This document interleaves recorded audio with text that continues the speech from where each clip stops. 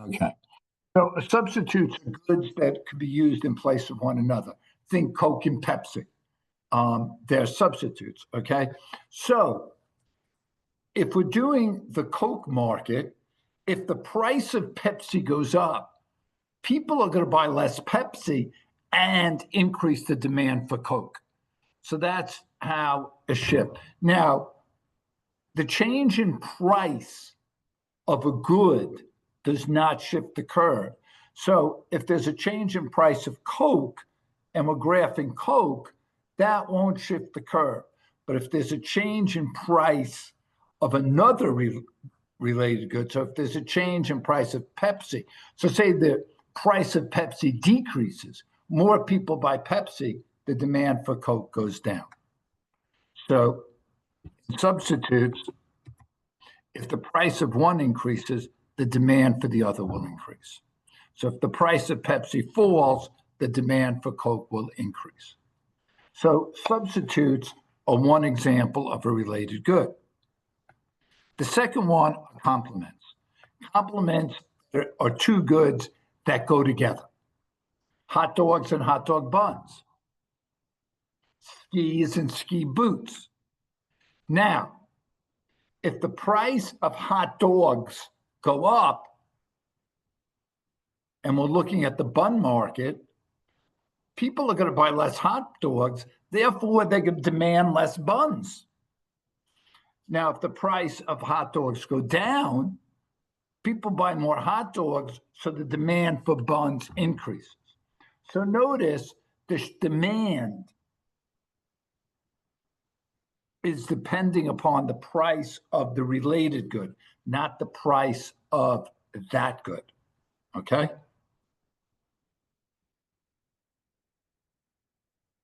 All right.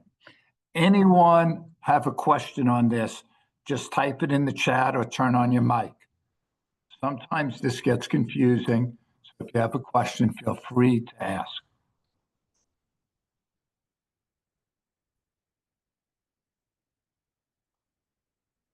Okay. If the price of skis falls, people are going to buy more skis. Therefore, if I'm graphing the ski boots market, the demand for ski boots will increase. Okay. Now, there's two types of incomes too. Remember, timer, taste, income, market size, expectations, related goods. We did related goods. Now, there's two types of incomes. There's a normal good. And all a normal good means is income up, demand up, income down, demand down. Okay? That's all that a normal good means. All right? And then there's inferior good. As income increases, demand falls. So think of McDonald's. As income increases, people have more money. They don't have to go to McDonald's. They can go to Outbacks. So the demand for McDonald's products decrease. But when we're in a recession and income falls, people still want to eat out. They might not be able to afford Outbacks, so the demand for McDonald's increases. That's an inferior good. So all they are is normal good, increase of income, increases demand, decreases. They both go in a positive direction. Inferior good, there's an inverse relationship between income and demand. Okay? Now, when we say there's a change in demand, a shift in demand, an increase in demand, so if any one of time or taste, income, market size, expectations, related good changes, I go from A to C. The whole curve shifts. And notice at $3, I'm demanding more. At $2, I'm demanding more. If there was $1, I'd be demanding more. That's a change in demand, an increase in demand, a shift in demand. When the price, if this is, and this is the cereal market, if the price of cereal goes from $3 to $2, that's a change in quantity demanded. meaning the only time it changes at that one given spot, point B. All right. So when we say a change in demand, a shift in demand, an increase in demand, the whole curve either shifts right or left. It either goes from A to C or C to A. When we say a change in quantity demanded, you're sliding up and down the axes.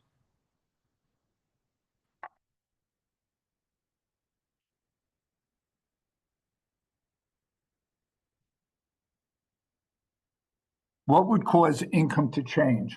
There could be a change in interest rates. So interest rates go down, businesses invest more, that could get income up. There could be a change in taxes, that could get income up. Okay. Does that make sense? Okay, good question. Right. Now, okay. Now let's do some practice here. So this is the hamburger market. And what I'm going to want you to do is first, which one of timer would there be? And then will demand increase or decrease? So let's do the first one together. Population boom.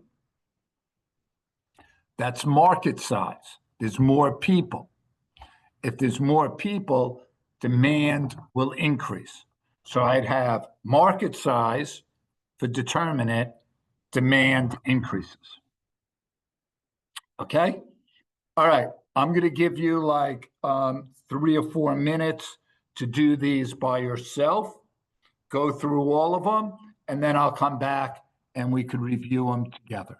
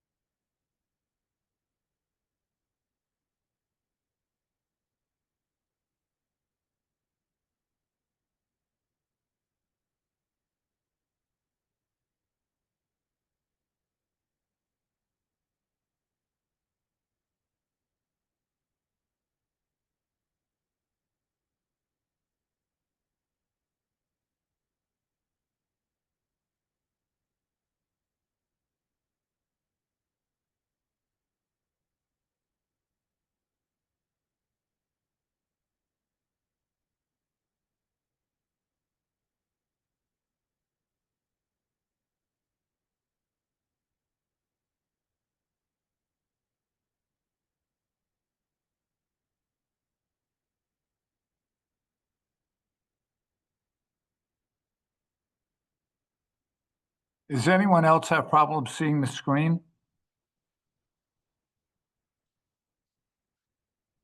Oh, someone should have told me. Let me see. Could I fix that?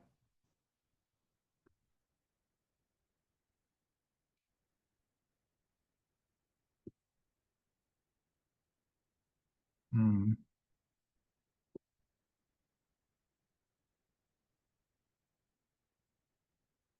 How's that? Could you see the screen now?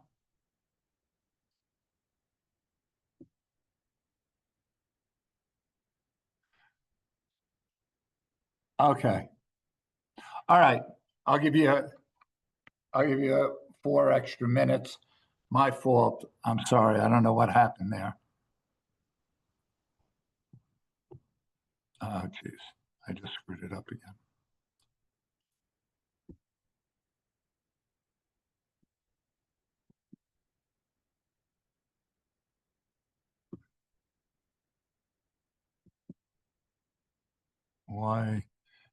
Why can't I get it on here?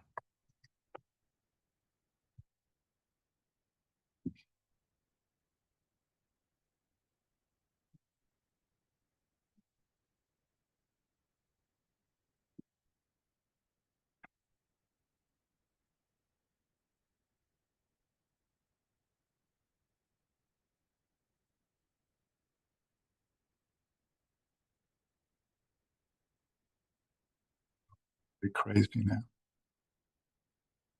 Okay. Gee. Anytime I put the chat up,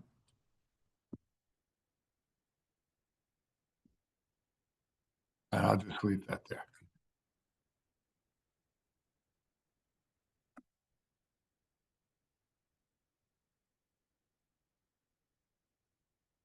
Okay, I'll give you 4 minutes from here. Sorry.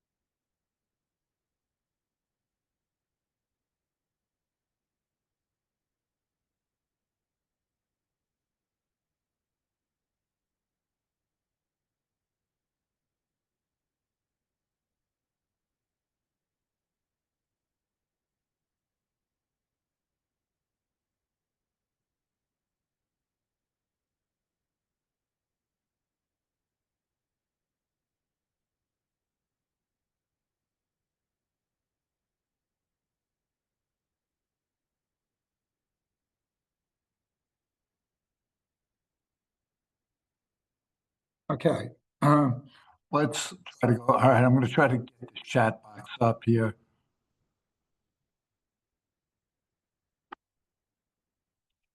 I get the chat box.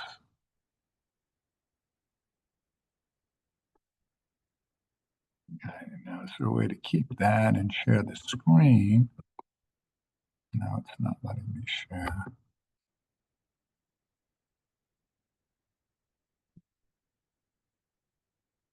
Mhm. Mhm. You might be able to do it here. Current. All right. Somehow we got. All right. Incomes fall due to recession. All right. Income is the shifter. Let's just put in the chat. Will demand increase or decrease? Increase or decrease? We got a decrease. Anyone else? Decrease. All right. We got decrease. All right. Demand will decrease. Good. All right. Price for burritos falls. What shifter or determinant would burritos be?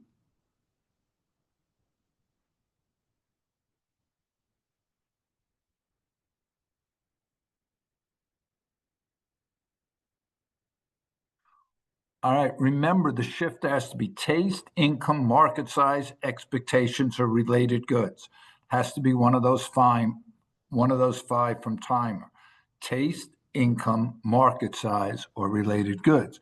All right, I've got two related goods. Okay. And someone even went more specific and said substitutes. Okay. They are. So if the price of burritos fall, what is that going to do for the demand for hamburgers? Increase or decrease? Increase or decrease? What do we have? I've got a decrease. I've got decrease. All right, good. Because people are going to be wanting to buy burritos. Therefore, the demand for hamburgers decrease. Excellently done. Price for hamburgers increased to $5. What is the shifter? Price of hamburgers increased to $5.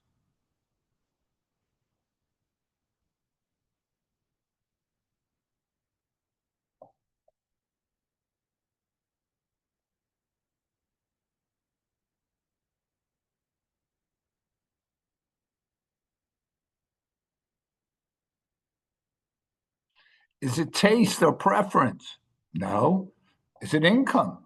No. Is it market size? No. Is it expectations? No, expectations would be a future prices increase. So no, it's not. It's nothing. It's no shifter. It's a change in quantity demanded. It would slide up the demand curve. So the answer would be no shifter. New health craze, no ground beef. So all of a sudden people say ground beef is bad for you. What would the shifter for number 5 be?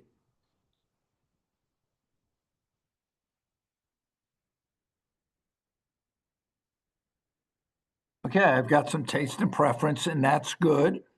And what would happen to demand of ground beef? Would it increase or decrease? Increase or decrease? It would decrease. All right, good job. All right, now, hamburger restaurants announced they will significantly increase prices next month. What shifter is that? Expectations. Great. All right. If the prices of hamburgers are going to go up, what's going to happen to the demand for hamburgers today? Okay, I've got an increase. I've got increase. Okay, good job. Government heavily taxes shakes and fries, causing their prices to quadruple. All right, what would shakes and fries be to the hamburger market? What shifter? Okay, we got related goods. All right. Now, if the price of shakes and fries go up, I'm going to buy less of them. So what's going to happen to the demand of hamburgers?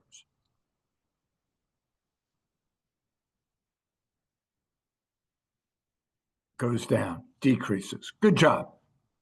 All right. Restaurants lower prices of burgers to 50 cents.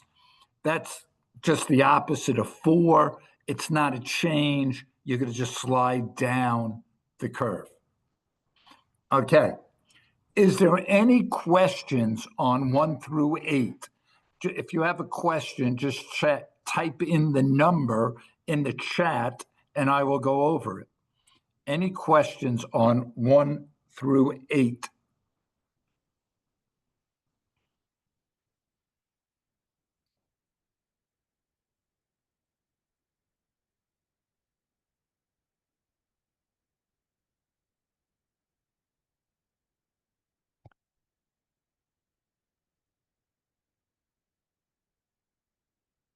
Okay. You guys did an excellent job on that. It can be tricky at times. Okay.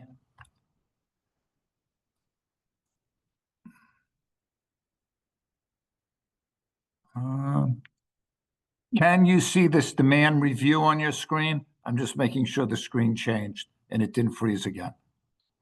Okay. All right. I'm going to give you a couple of minutes to look at this and then tell me if there's any one of these you'd like me to go over. So take a look at them, see, could you answer them all?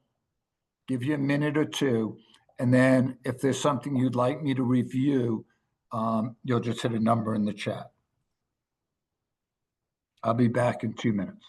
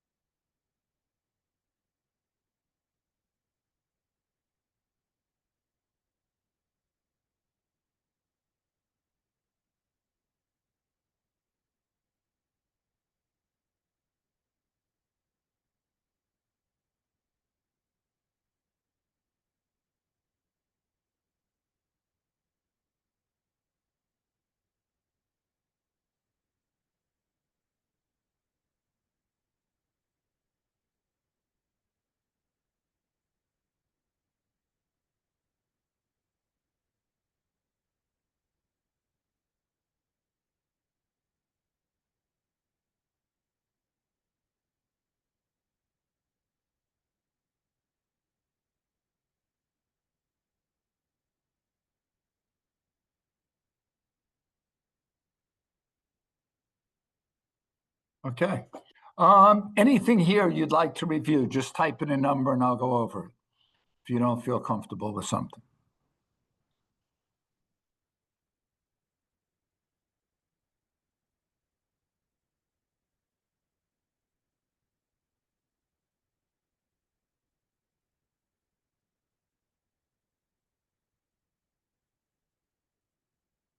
Number 5, all right, the law of diminishing margin utility is as you get more and more of a product, Brody, eventually your satisfaction is going to diminish. So marginal in econ is additional, utility is satisfaction. So what they're saying is as you say, eat more and more donuts, eventually the satisfaction of the additional donut is going to go down. Did that make sense to you?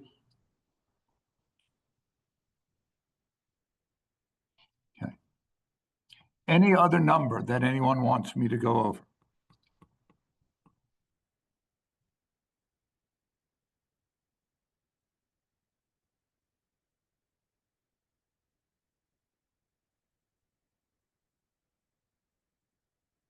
8.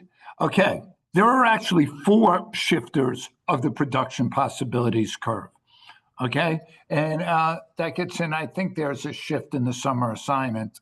So the 4 are change in quantity or quality of resources, change in technology, change in human resources, which would be like change in training or change in education, and then change in capital stock. And capital stock is like things that make things. So change, increasing machines, increasing factories, things like that. So change in quantity or quality of resources, change in technology, change in human resources, and change in capital stock. Any other number that people would want? Number 3. The substitution effect would be if the price of Pepsi goes up, people are going to buy Coke. So all it's saying is if the price of one product changes, it'll have an effect on the other.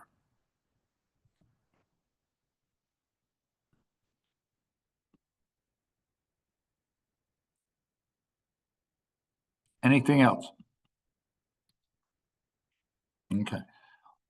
Supply and demand, and we're going to do supply next. It's the foundation of the class. I mean, if you get supply and demand down, micro becomes easy.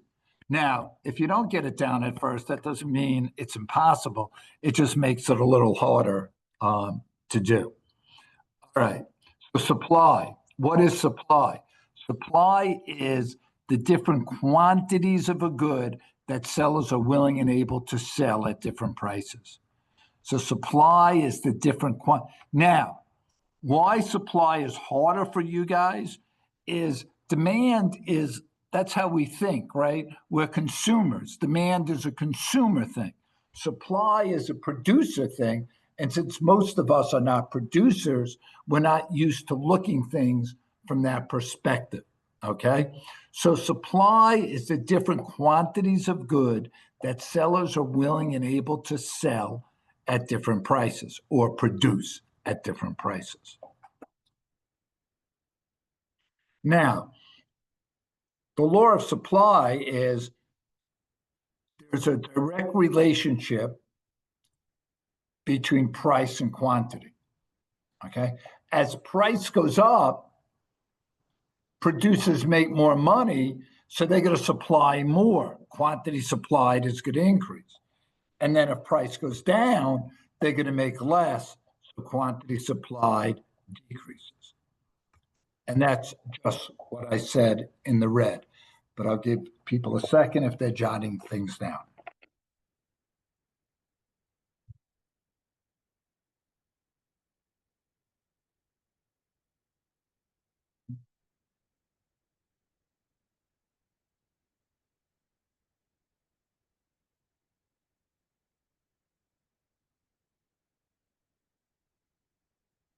Okay. So that is supply. Now, where the demand curve is downward sloping, D for downward, the supply curve is upward sloping. And as you could see, at the highest price, if cereal's $5 a box, I make the most money. So I'm going to supply the most at $4, $3. Okay, so that's the direct relationship between supply and quantity supply. Now, just to review, you don't have to write price of cereal. You could just write a P. You don't have to write quantity of cereal. You could just write a Q. And you have an upward thing, and you could just write an S for supply. Now, what if new companies start making cereal? Well, if new companies come into the market, there's going to be more cereal. All right. So the supply of cereal is going to increase. So how are we going to show that? Notice at every number, we're supplying. So at $5 instead of 50, we're supplying 70, $4. So the whole curve is going to shift out to the right. So I'm going to put a dash. I should put S, it could be an S1 or an S2. I have a curve that shows an increase. When that happens, it's a shift in supply, an increase in supply, okay, a change in supply. That's when the whole curve shifts out. And notice I put an arrow there. And that's an increase in supply. Price didn't change in the cereal market. What changed is new suppliers came in, so there was an increase of cereal in the market. Now, what if a drought destroys corn and wheat crops? Now we're in the cereal market. So if we don't have corn or wheat, that's going to make cereal more expensive. All right. You need corn and wheat to make cereal. So the supply of cereal is going to decrease because you're going to have less corn or wheat. So, right now, at every price, you've got the opposite. You've got a decrease. So I'm going to put an arrow going left and then supply. Okay. Just an example. Now, again, that's a change in supply, a decrease in supply, or a shift in supply. That terminology, when you hear change in supply, decrease in supply, shifting, that means the whole curve is moving. Okay. Now, if price changed, say from $5 to $3, you would just slide. So if price changed from $5 to $3, you just slide down the curve. That would be a change in quantity supplied. Okay? That language is important to differentiate. Notice it says a decrease in supply. That means the whole curve has shifted. Okay. Now, 7 things that shift the supply curve. Remember, we did 5: timer for demand, taste, income, market size, expectations for related goods. That's timer. The 7 shifters of supply, I remember with rat nest. Resources and availability of input. Resources is anything you use to make the product. So wheat and corn are a resource for cereal. You need wheat and corn to make cereal. All right. That's the second. That's the first one. The second one is alternative production. So I own land, farmland. I could grow corn or I could grow wheat. I'm going to grow what makes me the most money. Key technology. So that's the rat of RatNet. Resource availability or availability of input, alternative production, technology. 4, number of sellers. Now, this sometimes gets confusing. We're talking about the cereal market. So if more companies come in, there's going to be an increase in the supply of cereal, even though each company might make less cereal. Okay. We'll get to subsidies in a second. Expectations. If I know the price of cars are going to increase in the future, I'm going to supply less now so I could sell more at a higher price later. Okay. Notice expectations shifts both demand and supply. Now, the nest, the essence, a subsidy, it's a government payment it's like an incentive for businesses. So say they want farmers to grow more corn. They might give the farmers $1 a barrel of corn. So that makes the cost of growing corn lower. so farmers grow more because their costs go down. Okay. So subsidies, until we get to market failures, shift supply. An increase in subsidies in shift supply right. And then taxes shift supply left. Okay. So rat nest is R for resources, A, alternative production, T, technology, N, number of sellers, E, expectations, S, subsidies, T, taxes. Those are the only things that could shift the supply curve. Notice there's no change in price. Change in price shifts quantity supplied, does not shift the whole curve. Okay. Okay. So we're going to kind of do the same thing we did for demand. All right. So the first thing is, what's the shifter? The second thing, does it increase or decrease? And the third thing is, what direction will the curve shift? Okay. So we'll do the first one together. Mad cow kills 20% of cows. All right. Well, you need cows for hamburger, for meat.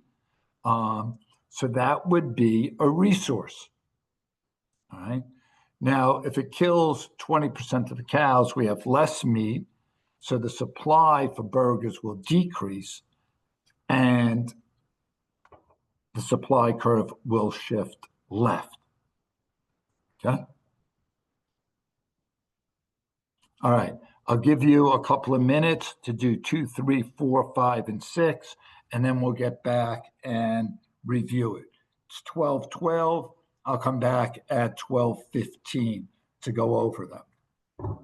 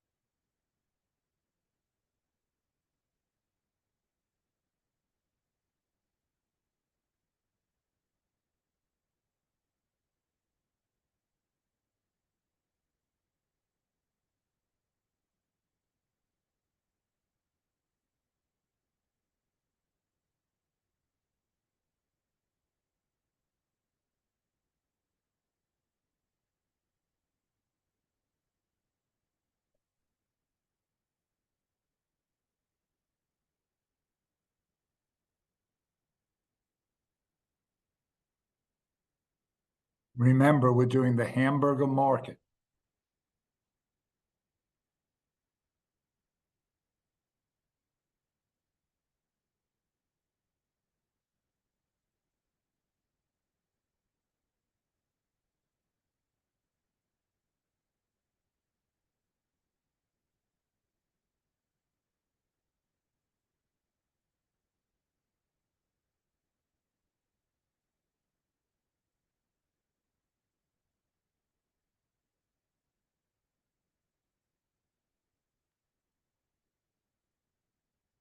Um, S is subsidies. That's when the government gives you money as an incentive. That would shift supply right. And T is taxes. And that's always going to shift supply left.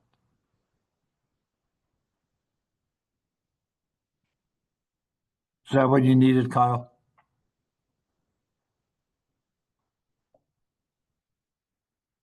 Okay.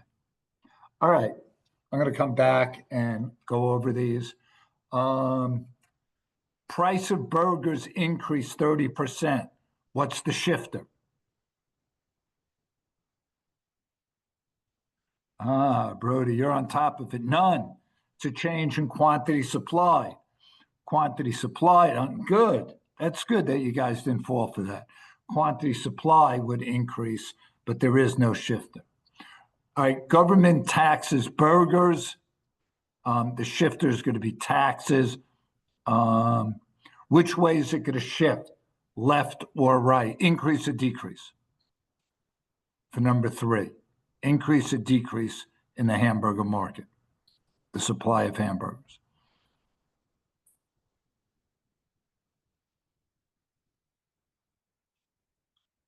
I've got a decrease. Anyone else?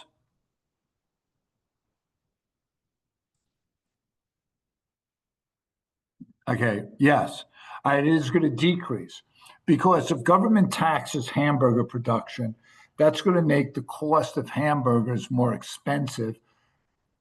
Producers are going to make less money, so they're going to supply less.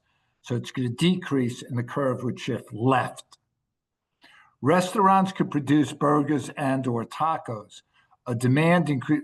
So if the price of tacos increased 500%, woof,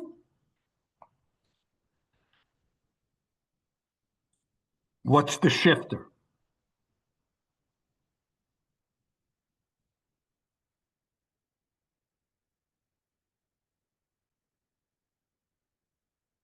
This is a tricky one.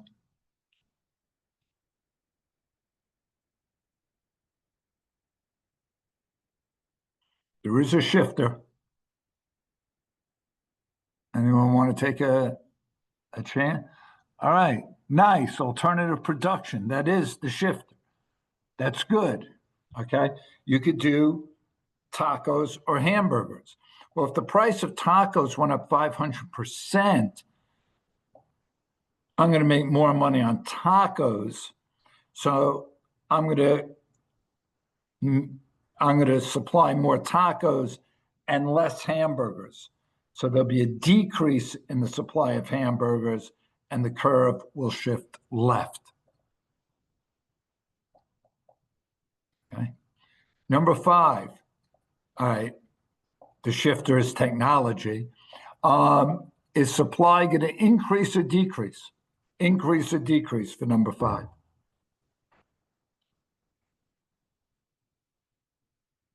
I got increase, increase. Yes, they'll increase. And supply will shift right. All right. Guys get confused sometimes with this last one. Minimum wage increases to $10. Anyone know the shifter?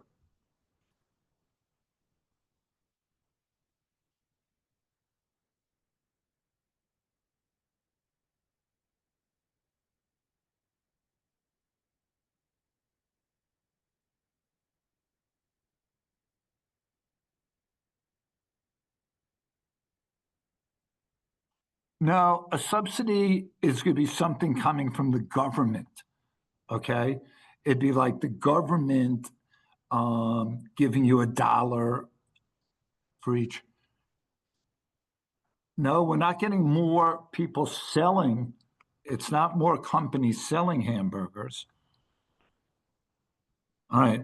I like that you guys are trying and you're trying to get it's a resource. You need workers to make and deliver hamburgers. So it's a resource. So if the price of a resource goes up, companies make less money and they supply less.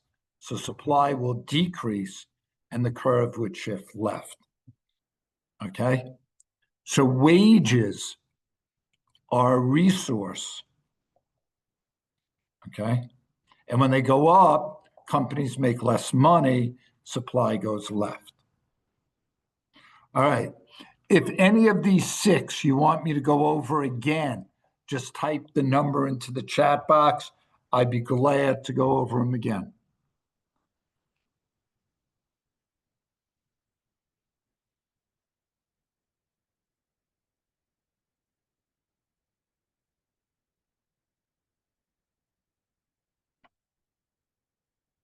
Okay. All right. Last thing for today. Let's put supply and demand together. It's like love and marriage, supply and demand. They go together. Okay. So what do? I got P and Q. That's always on the axes. I got a downward sloping demand and upward sloping supply. Where they intersect at $3, that's called equilibrium. The equilibrium price at $3 means quantity demanded is 30 and quantity supplied is 30. So the equilibrium is where the supply and demand intersect and quantity supplied equals quantity demanded at the equilibrium price. In this example, $3. Okay. So I'll give you a second if you want to just put that in your notes. Again, it's P, Q, S, D, downward sloping. I mean, I put the numbers there. You don't got to plot out each like price precisely. You just need to know demand's downward sloping, supply's upward sloping, the intersection here, which is 3 and 30. Okay.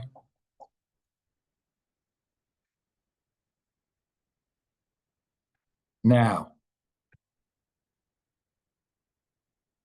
okay, so equilibrium price is 3. Like I said, quantity demanded equals quantity supplied. Equilibrium quantity is 30. Now, what if the price increases to $4? Well, let's see. At $4, by the way, did the curve shift?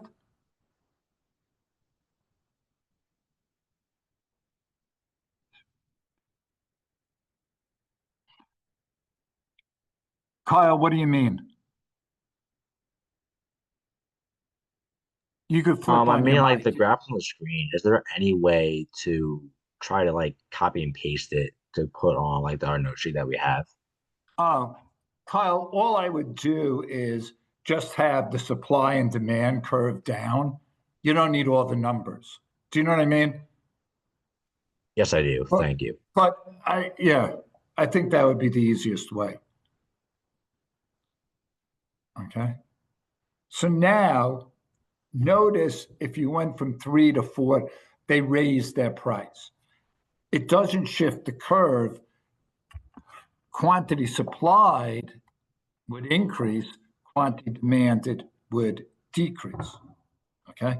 Now, we call this a disequilibrium because you're not at the equilibrium. You're supplying, say, 40 boxes of cereal, and customers only want 20. So you have, anytime you're above the equilibrium, you have a surplus. And you don't have to memorize that. You could just look at the graph, and quantity supplied is 40. Consumers only want 20. I have a surplus. Now, what happens in real life if a store has more product than people want? What does the store usually do?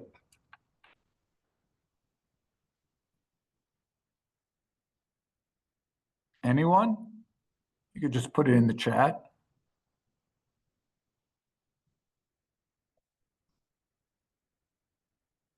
They lower their prices, right? They go, there's a sale, right?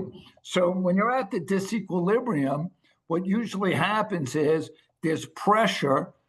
So you lower your prices and you get back to the equilibrium. Okay. Now, I think I do another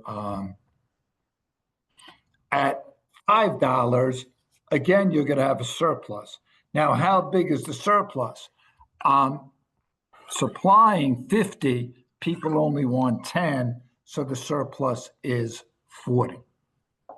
Okay? Now, what if the price decreases to $2? Well, let's look at it.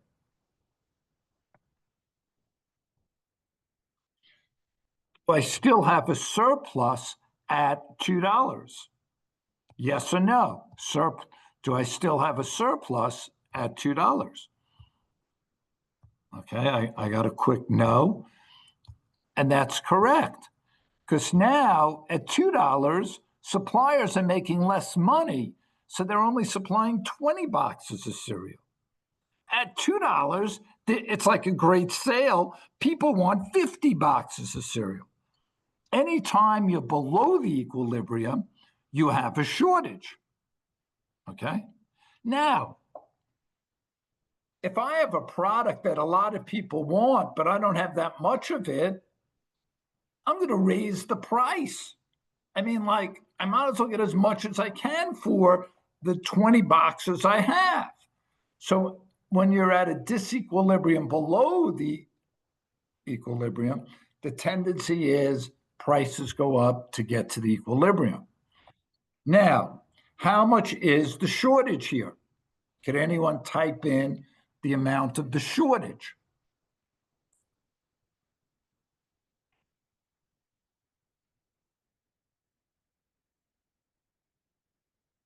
Anyone? Okay. Okay, we got a couple of 30s. Yeah, people want 50 boxes of cereal at $2, but suppliers are only supplying 20. 50 minus 20 is 30, and that is the shortage.